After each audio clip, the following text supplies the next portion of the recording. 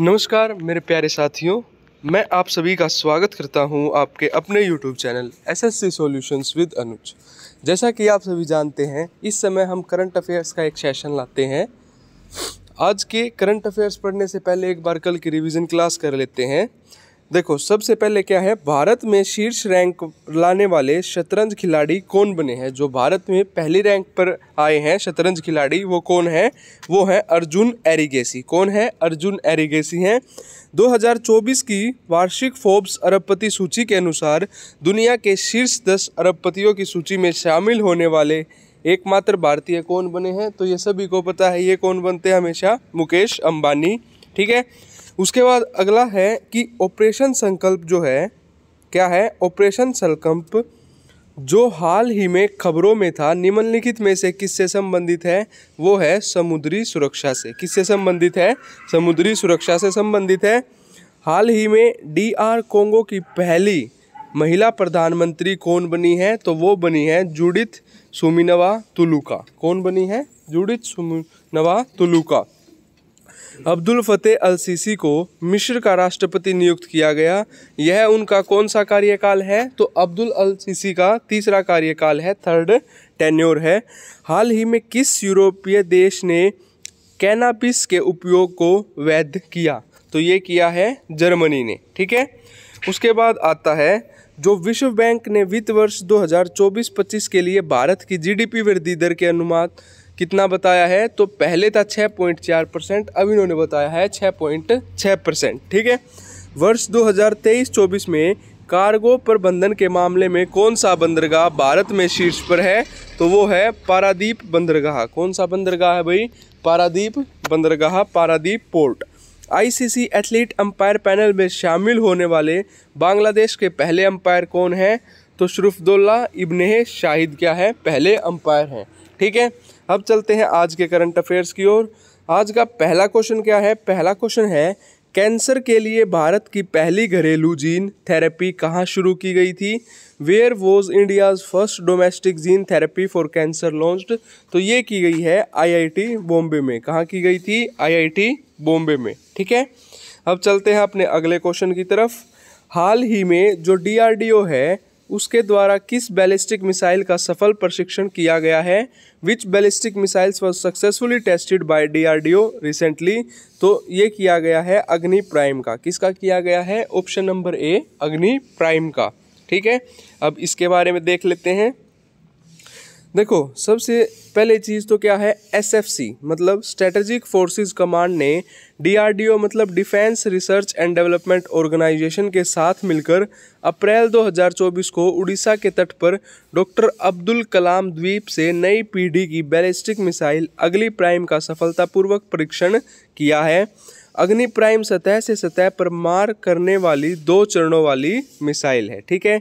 अगर मैं बात करूं DRDO की, तो स्थापना हुई थी 1958 में, मुख्यालय है नई दिल्ली में और अध्यक्ष हैं समीर वी कामत। अध्यक्ष कौन है? समीर वी कामत इसके अध्यक्ष हैं। ठीक है। उसके बाद आता है क्वेश्चन नंबर थर्ड क्वेश्चन कहता है, हाल ही में किस देश के कृत्रिम सूर्य के स्टार ने 100 मिलियन डिग्री का तापमान प्राप्त किया है? Recently which country artificial sun के star achieved a temperature of 100 million degree Celsius? तो ये किया है साउथ कोरिया के। किस देश के? साउथ कोरिया के। ठीक है। इसके बारे में पढ़ लेते हैं। दक्षिण कोरिया के कृत्रिम सूर्य के स्टार ने 100 मिलियन डिग्री सेल्सियस का तापमान प्राप्त किया। नाम क्या है? के स्टार मतलब Korea super conducting tokamak advanced research. ठीक है। जो के स्टार है वो दक्षिण कोरिया में एक परमाणु संलयन रिएक्टर है, जिसके असर कृत्रिम सूर्य के रूप में जाना जाता है। परमाणु संलयन मतलब जो एटम फ्यूजन है प्रक्रिया ही सूर्य और सितारों की शक्ति प्रदान करती है। के स्टार ने 48 सेकंड तक 100 मिलियन डिग्री सेल्सियस का तापमान बनाए रखा, जो इसके पिछले साल के रिकॉर्ड से 30 सेकंड को तोड़ता है। ठीक है। नोट क्या है? चीन के नाम 7 मिनट तक कृत्रिम सूर्य का तापमान बनाए रखने का भी रिकॉर्ड है। ठीक है भाई। उसके बाद एक बार देख लेते हैं साउथ कोरिया। साउथ कोरिया की अगर मैं राजधानी की बात करूं तो सियोल। अगर मैं बात करूं मुद्रा तो दक्षिण कोरियाई वोन। और राष्ट्रपति की बात करें तो यून सुक योल। ठीक है, राष्ट्रपति कौन है? यून सुक योल। उसके बाद चलते हैं क्वेश्चन नंबर 4 की तरफ। क्वेश्चन नंबर 4 कहता है कठिया गेहूं जिसे हाल ही में जीआई टैग दिया गया है किस राज्य से संबंधित है? किसको जीआई टैग मिला है? कठिया गेहूं को। कौन से राज्य से संबंधित है? वो है यूपी से। किससे संबंधित है? यूपी से। सीएम योगी आदित्यनाथ और गवर्नर है आनंदीबेन पटेल। ठीक है, अब इसके बारे में पढ़ लेते हैं। सबसे पहले अगर मैं बात करूं उत्तर प्रदेश की तो इसकी राजधानी है लखनऊ। मुख्यमंत्री हैं योगी आदित्यनाथ। राज्यपाल है आनंदीबेन पटेल। लोकसभा सीटें हैं 80, राज्यसभा सीटें हैं 31। अगर मैं बात करूं नेशनल पार्क की तो Dudhwa, Pilibhit, Amangarh, Ranipur wildlife sanctuary. अगर हम बात करें कुछ उत्तर प्रदेश के करंट अफेयर्स की तो देश का पहला AICT कौन बना है? लखनऊ। दुनिया का सबसे बड़ा मेडिटेशन सेंटर वाराणसी। प्रधानमंत्री नरेंद्र मोदी ने संभल जिले में श्री कलमिक धाम मंदिर का शिलान्यास किया। यूपी सेमीकंडक्टर नीति लागू करने वाला चौथा राज्य बना है। और 5 करोड़ आयुष्मान कार्ड जारी करने वाला देश का पहला राज्य उत्तर प्रदेश बना है। अडानी ग्रुप ने दक्षिण एशिया का सबसे बड़ा गोला बारूद और मिसाइल कॉम्प्लेक्स कानपुर में लॉन्च किया। ठीक है भाई। उसके बाद देख लेते हैं क्वेश्चन नंबर 5। इसने पूछा है कि हाल ही में, क्वेश्चन नंबर 5 क्या कहता है? हाल ही में अंतर्राष्ट्रीय खनन जागरूकता दिवस कब मनाया गया? Where was the international mining awareness day recently celebrated? तो ये मनाया जाता है 4 अप्रैल को। कब? 4 अप्रैल को। ठीक है, इसकी थीम इंपॉर्टेंट है, थीम याद कर लीजिएगा। 2023 में थी mine action can not wait. और 24 में अब वाली थीम इंपॉर्टेंट है protecting life building peace. Protecting life building peace. ठीक है भाई। उसके बाद आता है क्वेश्चन नंबर 6। क्वेश्चन नंबर 6 कहता है जो जापान है, हाल ही में जापान ने किस देश के पर्यटकों के लिए ई वीज़ा की शुरुआत की है? तो जापान ने इंडिया के लिए ई वीज़ा की शुरुआत की है। ठीक है, उसके बाद देख लेते हैं जापान ने केवल भारतीय पर्यटकों के लिए ई वीज़ा की शुरुआत की।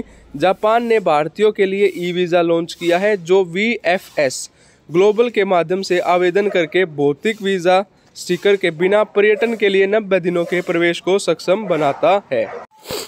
उसके बाद है आवेदकों को एक इलेक्ट्रॉनिक वीज़ा प्राप्त होता है और इन्हें हवाई अड्डे के चेक इन पर बारकोड के साथ डिजिटल वीज़ा जारी करने का नोटिस दिखाना होगा। नोट हैनले पासपोर्ट इंडेक्स 2024 के अनुसार जो भारत की पासपोर्ट रैंकिंग है वो 62 देशों तक पहुंच के साथ 85वें स्थान पर है। ठीक है, ये भी इम्पोर्टेंट है, ध्यान रखना।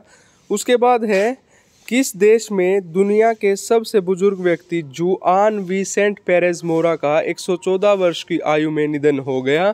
तो सबसे बूढ़े व्यक्ति या बड़े व्यक्ति कह लो वेनेजुएला के थे जिनकी 114 साल उम्र के बाद निधन हो गया। विश्व के सबसे बुजुर्ग व्यक्ति जुआन विसेंट पेरेज का 114 वर्ष की आयु में निधन हो गया।